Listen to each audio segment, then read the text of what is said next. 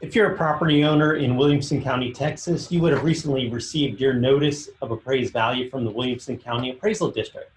I'm Eric Peterson, broker and owner of Kopa Real Estate. And what I'm going to do in this video is walk you through step by step how to do an online protest of the property tax value for your home. So the first thing I want to do is just go over this notice that you would have received and pointed out a couple of things. So first off, you just want to make sure that your names are correct right here on the notice, the property information is all correct. And then take a look right here to see if your exemptions are correct. So this is actually a home that I used to have a homestead exemption on. And then all of a sudden I noticed this year that there wasn't an exemption listed on my form. I had to do a little bit of a change to my wife's name at the tax office. And for some reason that kicked in that they thought the home had been sold and they took off the homestead exemption. So it's a simple process. I just sent them an email and they're going to add it back on, but I never would have noticed if I hadn't actually looked at the form. Second thing, let's look down here. They're saying the protest filing deadline is May 15th. And then we want to look at what we're going to be protesting. So we want to look at the market value. Last year it was $494,107. This year it's $503,513. So went up by a little bit. And we're looking at what they're saying this year. It used to be that you could just go off to the tax office and then wait in line and then have an informal hearing. This year they're saying you need to either start online or call to make an appointment to go have a hearing. They're not taking any just walk-ins. So I always recommend that you start with an online protest anyway. So let's first off take a look at that. And so the two primarily reasons why you're going to be protesting is either an incomplete or an incorrect appraisal or market value, or value is unequal compared with other properties. And so what that means is that, let's say my neighbor down the street has the exact same house, but their home is only valued at $490,000. Well, it's not fair that mine's at 503, and I should be able to protest based on that. So that's what that is. It's much more difficult to make that argument in Williamson County, but it is your right to do that. When you go in and decide that you're going to protest, it's going to ask you what reason you have for protesting, and you can select both of those reasons. If you only select one, though, you can't decide later on that you're going to protest based on both of those reasons. You've given up that right to do that, so just be careful. Okay, so second thing we want to notice on the second page is that it does give me the estimated tax total, $11,772. That's not what I'm protesting. I'm not protesting the amount of taxes that I'm paying, it's just the value. They're coming out with the value right now, and then they're multiplying it by last year's tax rate. Well, the tax rate isn't going to be set until probably September. So that's why this is just estimated. So when the actual tax rate is set, then we can multiply the tax rate times the property value to come up with what my actual taxes are going to be and what the tax bill is going to reflect. Okay? And then on the last page here, there's all kinds of reasons of how or why you can protest. We're only going to cover those two reasons why you're going to want to do an online protest. Everything else is a little bit outside the scope of this video. So next thing we want to do is we want to pull up the Williamson County Appraisal District's website, wcad.org, and then start our online protest. Okay, so we're at the Appraisal District's website, and I'm going to come over here to the property search and click on that. I'm going to put in the address for a property that I have. And it's going to pull up all the information. Here we go. Okay, and so I'm going to do the protest on a different property than I showed just a minute ago, but this one has a value of $457. And I'm going to click on the protest online button right here. Okay, so it allows me two things. I can proceed to the online system, or I can view my market data dashboard. And so if I click on the market data dashboard, it'll allow me to do a couple of things. One is just look at some of this neighborhood and market data. The second is if I want to click on this market map. So it's going to pull up what they consider my neighborhood. And this is ideally, if I'm protesting, I want to be able to pull up additional comparable sale properties that are from right in this neighborhood, this blue area right here. Okay. So let's go back to the online system, and I'm going to click on proceed to the online appeal system. Okay. So the next step is I'm going to pull up right here the property, and I'm going to click on file a protest. This is really super simple. Just make sure it's got the correct information. This is the property information right here. And then we look at the reason why I'm protesting. So one is that the value, I think it's over market value.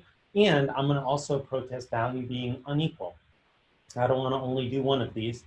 And then click in, what do I think my property value should be? So I'm gonna put 425. And then it's gonna ask me to click and put in my name. Simple enough. I click review protest. It's going to ask me if all the information is correct. Yes. Then I'm going to submit my protest. Do I wish to file a protest? Yes. Okay, my protest is successful. I'm going to click on here to continue. And then this tells me, it goes back to this page of information. So here's what's going to happen. I don't know exactly what they're going to do with the system right now. One of two things. Either they're going to send me an email saying that my protest is successful, that they're going to accept my 425 value, or they might come back with a little bit of a lower value, or they might say, no, your property has been fairly valued. So I just don't know at this point what they're going to do. They may send me an email with that information, or they may have me go back. Okay. So if I don't get an email, I can come in here. I go back to the online system, online protesting system that they have. And it shows right now that I've already have a protest pending. And I can click on the protest history. And it just says protest pending, protest submitted. And there's no information right here. So I'm going to go back. Now, like I said, either they're going to send me an email that's telling me what their findings were, or it's going to load it up in here, or eventually it's going to tell me, if I look at the view protest history later on, then it's going to have me either an offer, give me either an offer, or tell me that no luck, we find that your property is fairly valued. And from that point, I would have to go on to scheduling an informal hearing at the appraisal district's office. So that would be the next step that we would do. Okay, where I left off is I had completed the online protest with the appraisal district and was waiting to get a response. So what happened is that when I woke up the next morning, I had an email from the appraisal district and it said my appraisal review is available online. And so it's asking me to click on the link right here. I have 5 days to respond to whatever type of settlement they might have offered. Okay, so I'm going to click right here. It's going to bring up that website again, and then I can go in here and look at viewing the settlement offer. And so when I look at this, well, it's a bummer. So it says they've reviewed my information. I don't know how they're actually reviewing it. I did it last night, and I got this overnight. So it looks like it's just their system and data that they have. And so it says the property's is appropriately appraised. So they're not going to come down to my value. They're not going to give me anything lower. Sometimes they will give you something even in the middle. So that's always possible. And then if they did, you would have to decide within that 5 days, yeah, I want to take whatever their settlement is, or no, I'm going to decline that and schedule a formal meeting, so, or a hearing. And I have nothing to lose here because they didn't offer me anything. So I'm going to click down here. I decline and would like to have a scheduled hearing. So I click on that. And then, okay, it says that it's been submitted successfully. The next step is, and here's what happened. About 2 minutes later, I got an email and it says, you've confirmed that I've declined their appraisal review. And it says my online protest is now closed and no longer available. They're going to notify me of a hearing date and time.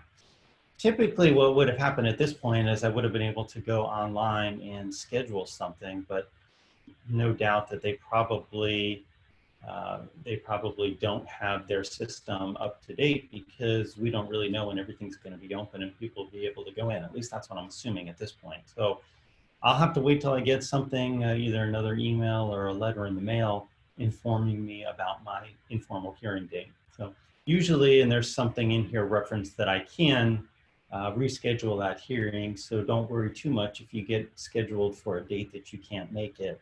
They do let you reschedule that as long as you do it before 24 hours. Once we get that information, I'll update these videos with the next step. I'm back and I've got a little bit more information for this year. So I'm shooting this video on April 20th. And of course, like a lot of things are up in the air. So I called the appraisal district, and here's what they told me is normally at this point, I would receive some information assigning me a date of when to go for my informal hearing. At this point, as of April 20th, they don't really know what's going on. Things are just up in the air.